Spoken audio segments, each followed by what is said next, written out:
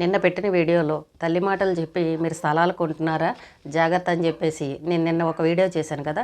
అయితే దాని కింద కామెంట్స్ అందరూ కూడా మీరు చెప్పింది కరెక్ట్ అండి, 100% కరెక్ట్. ఎప్పుడైనా మనం స్థలం ఏదైనా కొనుక్కున్నామనంటే మనకు దగ్గరలో ఉండేలాగా కొనుక్కోవాలని చెప్పేసి చాలామంది కామెంట్ పెట్టారు. అయితే వాళ్ళని అభిమానించే వాళ్ళ అభిమానులు ఎవరైతే ఉన్నారో వాళ్ళు వచ్చి కామెంట్ ఏమని పెడుతున్నారని అంటే, ఎంతోమంది ప్రమోషన్స్ చేస్తున్నారు, వాళ్ళందరూ చేసినప్పుడు తప్పులేంది, వీళ్ళు చేస్తే తప్పేంటి, కొనుక్కునేటప్పుడు అన్నీ జాగ్రత్తగా చూసుకుని కొనుక్కోవాలి, వీళ్ళనే ఎందుకు మీరు టార్గెట్ చేసి మాట్లాడతారని చెప్పేసి ఒక ఇద్దరు ముగ్గురు కామెంట్లు పెట్టారు. చూడండి, ఇక్కడ ఎవరిని కూడా టార్గెట్ చేసేది ఏమీ ఉండదు. ఎవరు చేసినా కూడా మేము ఇలాగే అవగాహన కల్పిస్తాం. మన ఛానల్లో ఉండే విషయాలు ఏంటంటే ఎప్పుడు కూడా మధ్యతరగతి వాళ్ళకి సంబంధించినవి, లో మిడిల్ క్లాస్ వాళ్ళ కోసం, పేదవాళ్ళ కోసం, మామూలుగా మనలాంటి సామాన్యుల కోసమే మన ఛానల్లో ప్రతి వీడియో కూడా ఉంటుంది. ఎవరైనా ప్రమోషన్ చేసి ఇది కొనుక్కోండి, అది కొనుక్కోండి, ఇది కొనుక్కోండి అని ఎవరైతే ప్రమోషన్లు చేస్తారో వాళ్ళకి కౌంటర్గా మేము కూడా వీడియోలు చేస్తాం. మేము కొనద్దు అని చెప్తాం, వాళ్ళు కొనమని చెప్తారు, మేము కొనద్దు అని చెప్తాం. ఎందుకు కొనద్దు అని చెప్తామనంటే, మనం మధ్యతరగతి వాళ్ళం, కొనే ముందు ఒక్కసారి ఆలోచించి కొనుక్కోండి. మనం సంపాదించే సంపాదనకి, మనం ఖర్చు చేసే ఖర్చుకి సరిపోతుందా లేదా, భర్త, పిల్లలు, కుటుంబంలో తల్లిదండ్రి, అత్త, మామ ఇన్నిటినీ మనం మెయింటైన్ చేసుకురావాలి. కాబట్టి మీరు ఒక చీర కొనేటప్పుడైనా సరే మనకి ఇది అవసరమా కాదా అని ఆలోచించి కొనండి. ప్రమోషన్లు చేసేవాళ్ళు అక్కడ డిస్కౌంట్లు ఉన్నాయి, ఇక్కడ డిస్కౌంట్లు ఉన్నాయి, ఇది తీసుకోండి, అది తీసుకోండి అని ప్రమోషన్ చేస్తారు.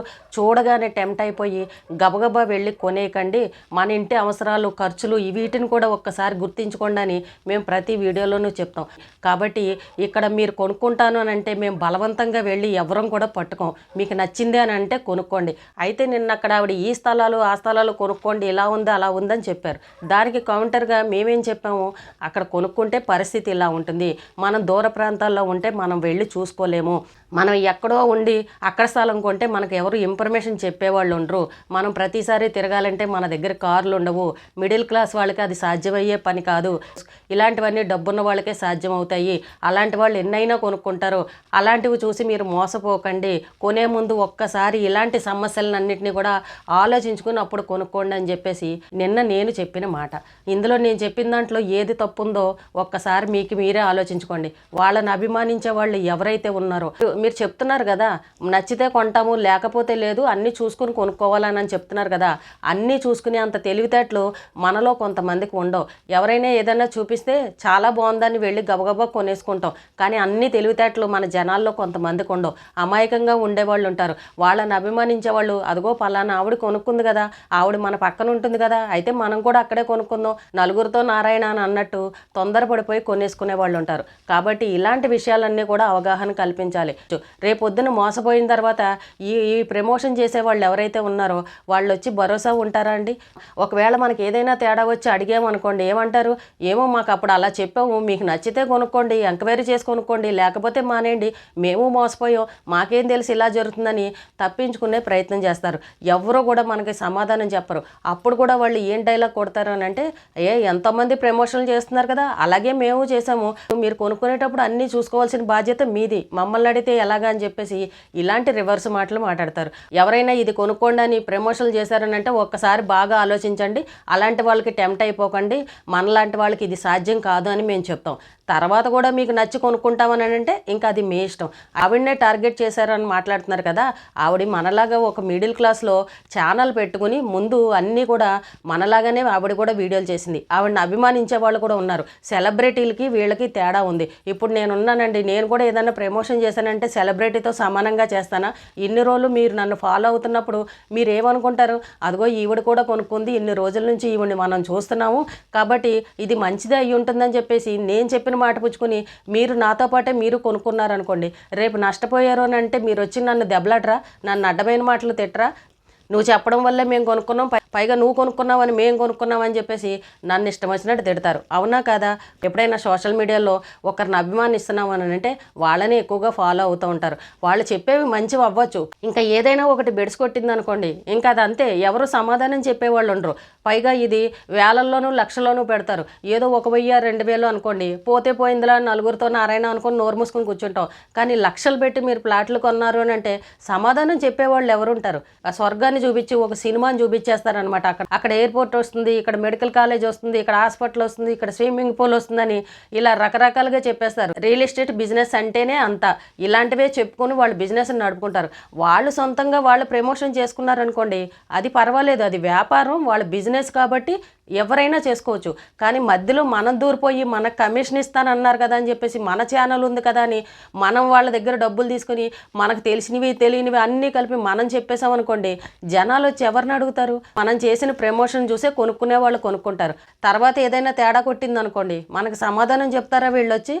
ఆవిడ ఎలా చెప్పిందంటే, కాశీలో కొబ్బరికాయ 2 రూపాయలు అమ్ముతున్నారు, అక్కడికి వెళ్ళి తెచ్చుకోండి చాలా బాగుందని చెప్తుంది. మనకి ఈ లోపు వెళ్ళడానికి ఛార్జీలకి ఎన్ని డబ్బులు అవుతాయండి?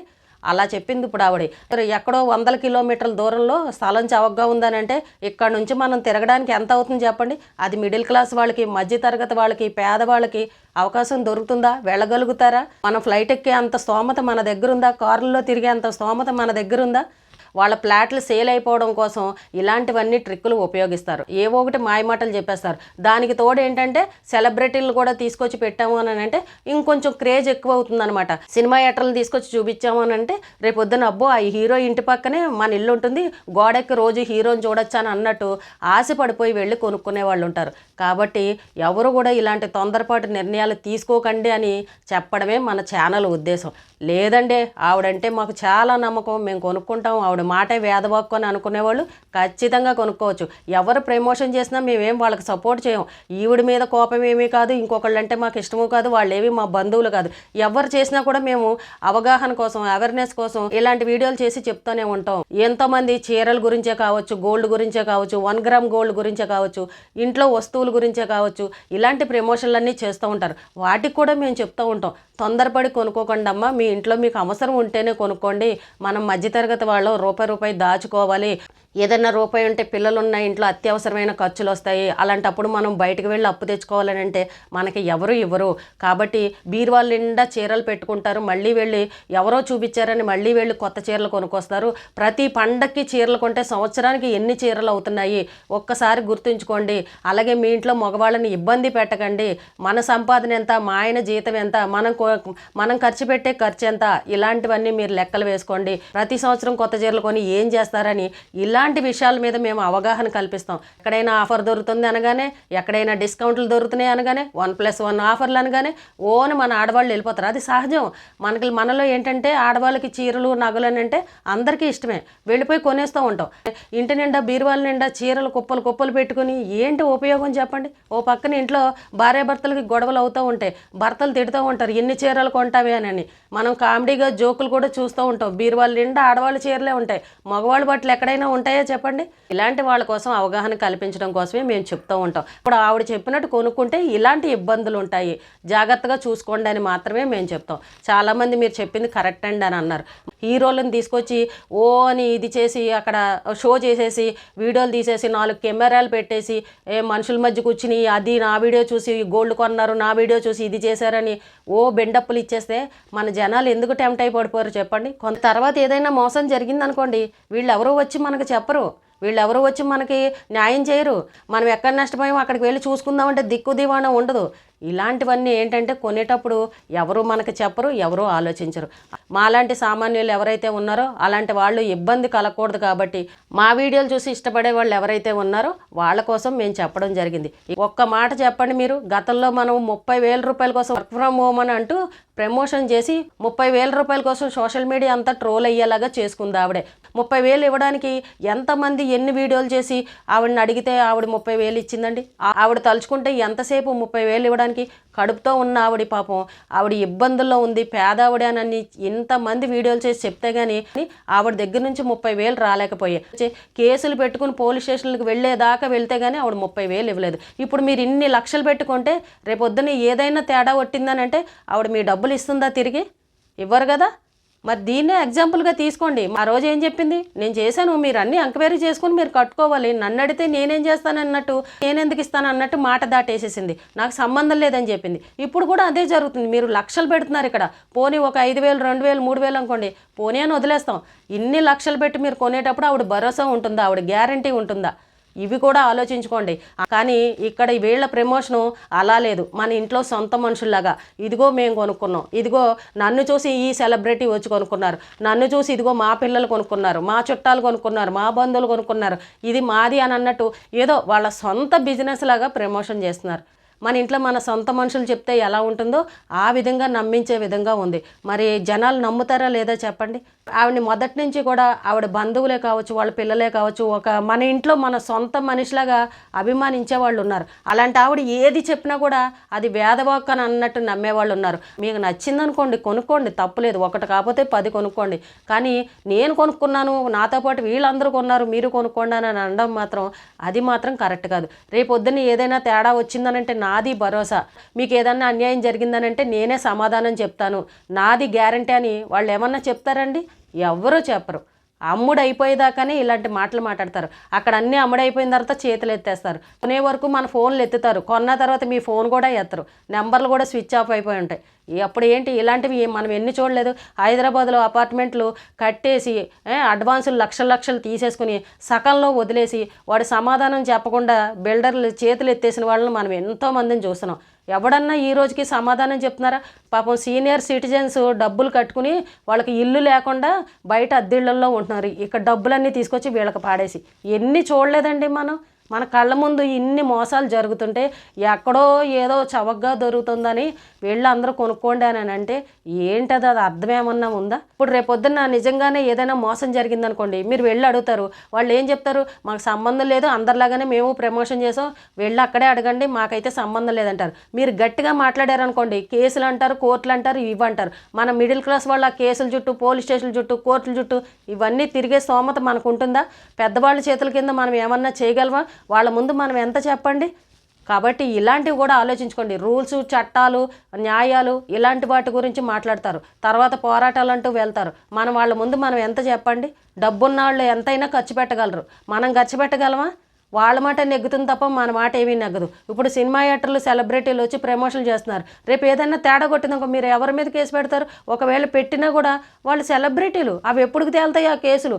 డబ్బుతోటి ఏదైనా మాయ చేయొచ్చు. మనం ఎంత వాళ్ళ ముందర?